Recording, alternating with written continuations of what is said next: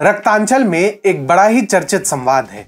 दंगल के नियम चाहे कितने भी बदल जाए, लेकिन आज भी दंगल दांव से जीते जाते हैं।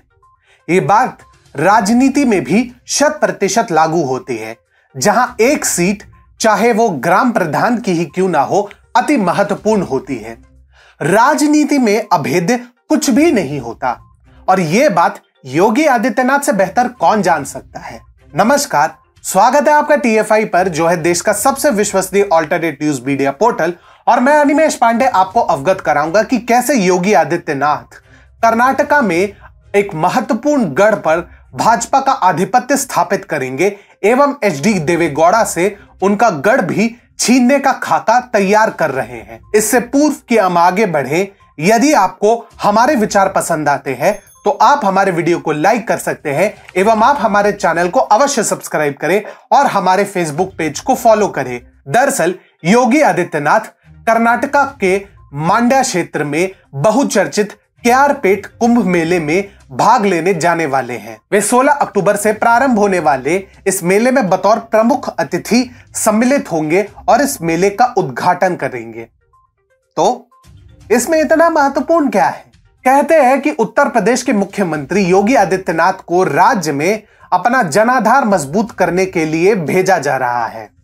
खासकर ओल्ड मैसूर और बेंगलुरु क्षेत्रों में खेल मंत्री नारायण गौड़ा ने 16 अक्टूबर को कावेरी, हेमावती और लक्ष्मण तीर्थ नदियों के संगम पर महाकुंभ मेले का उद्घाटन करने हेतु योगी आदित्यनाथ को मांड्या जिले में अपने निर्वाचन क्षेत्र केआरपेट में आमंत्रित किया है। गौड़ा हाल ही में योगी आदित्यनाथ को आमंत्रित करने पहुंचे थे। इससे पूर्व योगी आदित्यनाथ कुछ हफ्ते पहले नेलामंगला में धर्मस्थल मंजुनाथेश्वर प्राकृतिक चिकित्सा एवं योग विज्ञान संस्थान के शेम वन का उद्घाटन करने हेतु बेंगलुरु गए थे। अब इन सब का अपना राजनीतिक महत्व है। मांड्या क्षेत्र वह जगह है जहां से भाजपा का विजयी होना लगभग असंभव माना जाता है। कहते हैं कि भाजपा एक बार को पाकिस्तान में सरकार बना सकती है, परंतु यहां नहीं। ऐसा क्यों? क्योंकि मांड्या हसन क्षेत्र से ज्यादा दूर नहीं है और वह माटी के लाल यानी JDS के संस्थापक HD देवेगौड़ा का गढ़ है। वैसे वो कितने माटी के लाल है यह तो वही जाने, परंतु यहां के लोगों के लिए वह आराध्य समान है। परंतु प्रश्न तो अब भी उठता है कि इससे देवेगौड़ा के गढ़ को कैसे हानि होगी। असल में HD देवेगौड़ा है वो कलिगा, जिनकी कर्नाटका में काफी प्रभावशाली उपस्थिति है और जिनसे प्रभावशाली भाजपा नेता एवं कर्नाटका के पूर्व मुख्यमंत्री SM कृष्णा भी संबंध रखते हैं। यह उतने ही महत्वपूर्ण है जितना कि लिंगायत समुदाय, जिससे कर्नाटका के पूर्व मुख्यमंत्री BS येदियुरप्पा एवं वर्तमान मुख्यमंत्री बसवराज बोम्मई भी संबंधित है। वोक्कलिगा समुदाय की लिंगायत एवं अन्य जातियों से बनती नहीं है और एक कर्नाटका की राजनीति में उतने ही महत्वपूर्ण है जितना यूपी बिहार की राजनीति में ब्राह्मण, ठाकुर एवं यादव, जाटव और अन्य जातियों के समीकरण। आगे आप समझदार हैं। ऐसे में योगी महाराज क्या करेंगे? स्मरण है कर्नाटका 2018 का विधानसभा चुनाव। भाजपा भले ही प्रारंभ में सरकार नहीं बना पाई थी, परंतु 108 सीटों के साथ सबसे बड़ी पार्टी साबित हुई थी और इसका एक प्रमुख कारण थे योगी आदित्यनाथ। वो कैसे? महोदय ने जहां भी रैली की है, भाजपा को उस राज्य में, उस क्षेत्र में काफी बढ़त मिली है। उदाहरण के लिए त्रिपुरा में 25 वर्षों से जहां लेफ्ट का आधिपत्य था, वहां भाजपा ने भारी जीत दर्ज कर 60 में से 43 सीटों पर आधिपत्य स्थापित कर इतिहास रचा था। CM योगी तब भी वहां पर विधानसभा चुनाव के लिए स्टार प्रचारक थे। त्रिपुरा में विधानसभा की 20 सीटों पर उन्होंने चुनाव प्रचार किया था, जिनमें से 17 सीटों पर भाजपा ने विजय प्राप्त की थी। ठीक उसी प्रकार कर्नाटका विधानसभा चुनाव के दौरान भी उन्होंने भाजपा के लिए प्रचार किया था। यहां पर भी वो पार्टी के स्टार प्रचारकों में से एक थे। उन्होंने कर्नाटका में कुल 24 रैलियां की थी। वे नाथ संप्रदाय से जुड़े हैं और इसी वजह से योगी ने चुनाव प्रचार में अपनी छाप छोड़ी और इसका असर कर्नाटका के विधानसभा चुनावों के नतीजों पर भी दिखा था। जिन क्षेत्रों में योगी ने रैली की, वहां की काफी सीटों पर भाजपा के उम्मीदवारों को बढ़त मिली थी। फिर क्या था? हिंदुत्व छवि वाले योगी की मांग चुनाव प्रचार के लिए हर राज्य में होने लगी। हिमाचल गुजरात के बाद त्रिपुरा में भी योगी का जादू चला और कर्नाटक में भी योगी का जादू दिखने लगा। ऐसे में कहना गलत नहीं होगा कि इन 5 राज्यों में भाजपा के मतदाता का आधार और मजबूत करने में योगी अहम भूमिका निभाने लगे।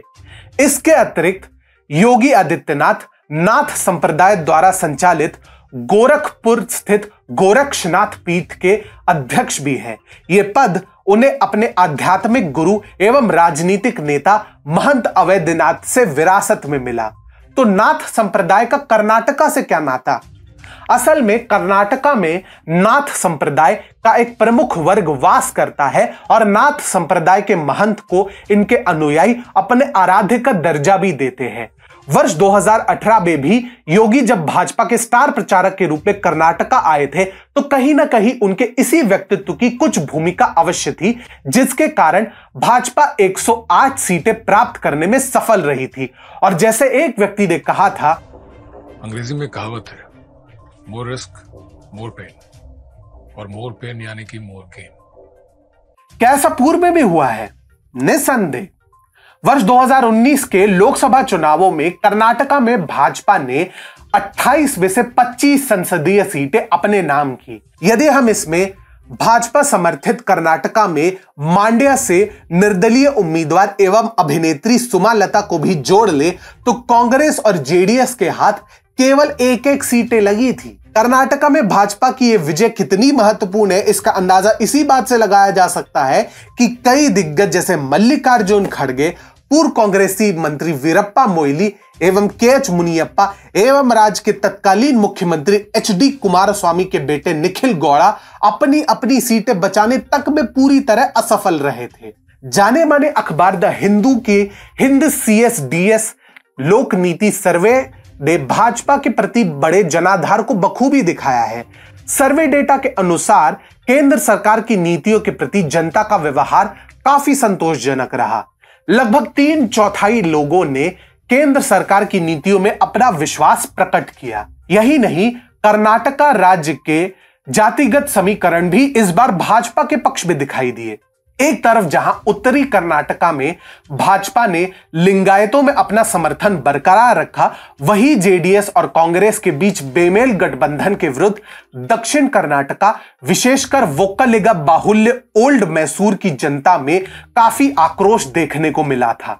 इससे भाजपा को राज्य के जातिगत समीकरण बदलने का सुनहरा अवसर मिला। 2019 चुनाव के पश्चात प्रकाशित डेटा सर्वे में बताया गया कि 10 में से 9 लिंगायत मतदाताओं ने भाजपा के पक्ष में मतदान किया था।